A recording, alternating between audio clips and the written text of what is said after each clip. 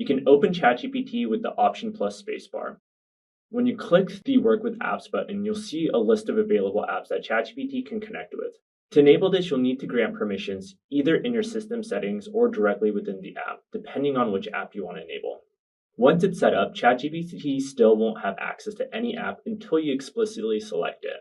Once it's connected, it can pull context from within the app, not just what's visible on the screen.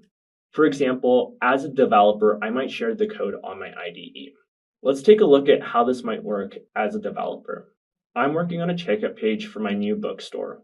However, when I put in my payment information, I hit an error. The error shows that I have an issue with my integration with my payment provider, and it looks like I'm missing a parameter. I'll open up ChatGPT via the Option plus spacebar shortcut and ask it for help fixing the error.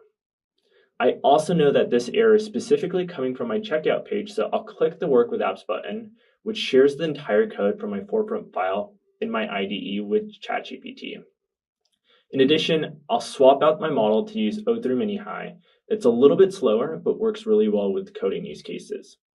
You can see ChatGPT go to work, starting off with a chain of thought. You have full visibility into the steps the model is taking to come up with a solution.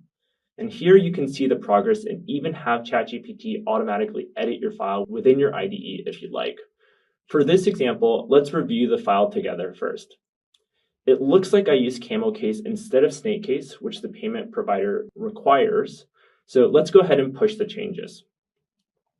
And just like that, you can see the changes reflected in my IDE with the return URL being updated to snake case.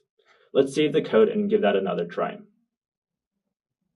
Great, problem solved. So previously I would have had to copy and paste my error, perhaps look up the API docs, but now I can share my code directly with ChatGPT and ask it to update it as well.